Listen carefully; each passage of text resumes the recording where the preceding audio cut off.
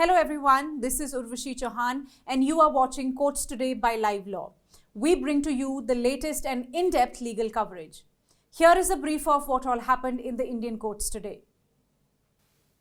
Starting with an important update from the Supreme Court, which today passed directions in pleas seeking modifications in the guidelines regulating the conferment of designation of senior advocates as laid down in its 2017 judgment, Indira Jaising versus Supreme Court of India. The 2017 judgment was passed in a petition challenging constitutional validity of Section 16 of the Advocate Act. This section empowers the Supreme Court or a High Court to designate senior advocates. The petitioners had argued that the provision conferred unguided discretion upon full court to make determinations regarding designation. The Apex Court had upheld the validity of Section 16 but had noted that certain parameters were required to be considered in the process of designating senior advocates. Exercising the liberty granted under a clause in the 2017 judgment which permitted revisiting the guidelines for modification, petitions were filed seeking the court's indulgence in changing of the existing guidelines. The Supreme Court today laid down elaborate guidelines regarding marks for reported, unreported judgment, pro bono work, points on years of experience, due consideration to be given in the interest of diversity, particularly with respect to gender and first-generation lawyers, restricting the number of interviews in the context of number of candidates to be designated, and the process of designation to be carried out at least once a year. The court also said that voting by secret ballot should not be the rule but an exception. To read in detail about the guidelines issued by the court, click the link given in the description box below. The Supreme Court today adjourned to May 15th the hearing of the application filed by SEBI seeking 6 months more time to complete its probe into allegations made by US-based short seller firm Hindenburg Research against Adani Group companies about stock price manipulations. You already know it was on January 24th this year that US-based Hindenburg published its report accusing Adani Group of widespread manipulations and malpractices to inflate its stock prices. Adani Group refuted the allegations by publishing a 413-page reply. In March, the court constituted a committee headed by former Supreme Court Judge Justice A.M. Sapre to review the regulatory mechanism in light of the issue. Both SEBI and the committee constituted were directed to submit a status report within 2 months. The 2 months ended on May 2nd this year. Last month, SEBI filed an application in the Supreme Court seeking a 6-month extension to complete its probe into the allegations.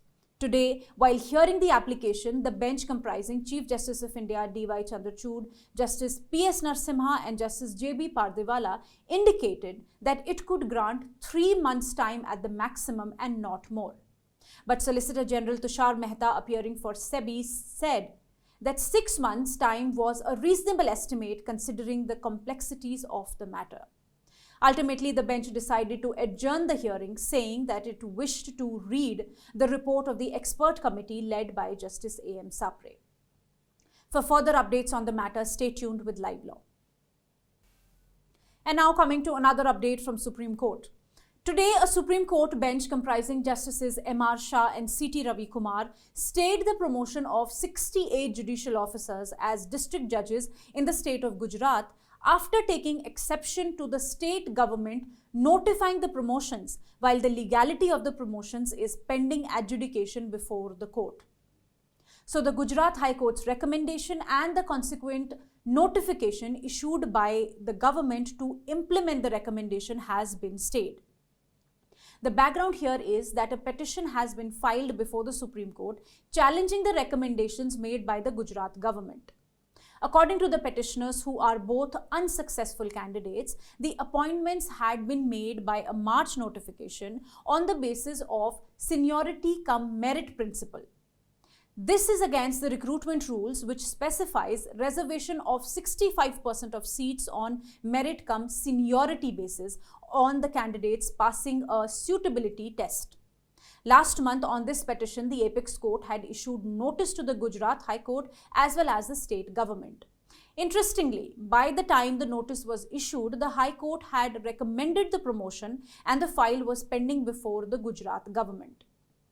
However, less than a week after this, the state government notified the promotions of the judges recommended by the High Court. Today, the bench has not finally disposed of the petition and has only passed an interim order staying the promotions. The matter will now be heard by an appropriate bench on assignment by the CJI as Justice Shah is retiring on May 15th. In another update, the Supreme Court today clarified that its judgment, which mandated that borrowers should be heard by banks before their accounts are classified as fraudulent in terms of the RBI master circulars, did not mean that they should be personally heard. Opportunity of hearing does not mean personal hearing, said the bench comprising Chief Justice of India D.Y. Chandrachud and Justice P.S. Narasimha. The bench was dealing with an application filed by the State Bank of India seeking a clarification that the judgment in State Bank of India versus Rajesh Agarwal, which held that borrowers should be given an opportunity of hearing, will apply only prospectively. The Supreme Court today issued notice to the states of West Bengal and Tamil Nadu on a writ petition filed by the makers of the controversial film The Kerala Story, challenging the decision of the West Bengal government to ban the movie. The makers also alleged that the movie was facing a shadow ban in Tamil Nadu as the exhibitors in the state withdrew the film after the informal messaging by the state authorities. A bench comprising Chief Justice of India D.Y. Chandrachud and Justice P.S. Narasimha questioned why should West Bengal ban the film if it's running in other parts of the country. The matter has now been posted to next Wednesday. Stay tuned. Chief Justice of India D.Y. Chandrachud, who has long been a proponent of paperless filing and has been encouraging lawyers to use technology, today announced the launch of E-Filing 2.0 and E-Seva Kendra and Facilitation Center in the Supreme Court. One can now walk in the E-Seva Kendra to not only file cases through e-filing software, but also avail other services to know about case status from any court or tribunal across the country. E-Seva Kendra also has 2 dedicated video conference rooms from where parties can appear virtually. Also, an e-filing facilitation center has been established in the additional building complex so that lawyers can conveniently file cases. In a significant order, the Allahabad High Court today directed the Archaeological Survey of India (ASI) to conduct a scientific survey of the Shivling that has purportedly been found inside the Gyanvapi mosque premises in Varanasi to ascertain its age. The order was passed today by the bench of Justice Arvind Kumar Mishra, while allowing a revision plea moved by 4 women Hindu worshippers challenging the Varanasi court's order dated October 14, 2022, wherein the court had rejected their plea for conducting a scientific probe of the Shivling to determine its age. This High Court's direction comes after the ASI today submitted its report specifying its opinion on the methods that it can include to ascertain the age of the Shivling. The ASI has categorically stated that direct dating of the Shivling is not possible and the age can be ascertained only with proxy dating of materials. Let me tell you here that carbon dating is a widely used method that is applied to establish the age of organic material or things that were once living. Further, ASI's report states that radiocarbon dating of rock material is also not possible.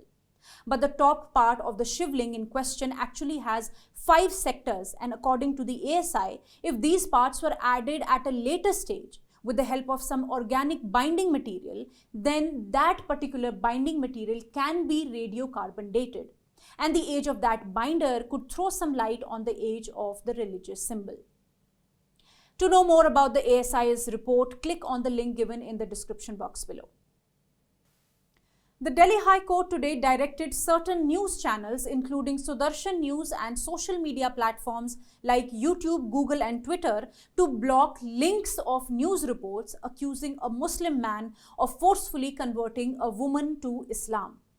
Justice Pratibha M. Singh was hearing a plea moved by Azmat Ali Khan seeking removal of news items and videos published on online platforms in respect of an FIR lodged against him on April 19th by a Delhi-based woman accusing him of forced religious conversion.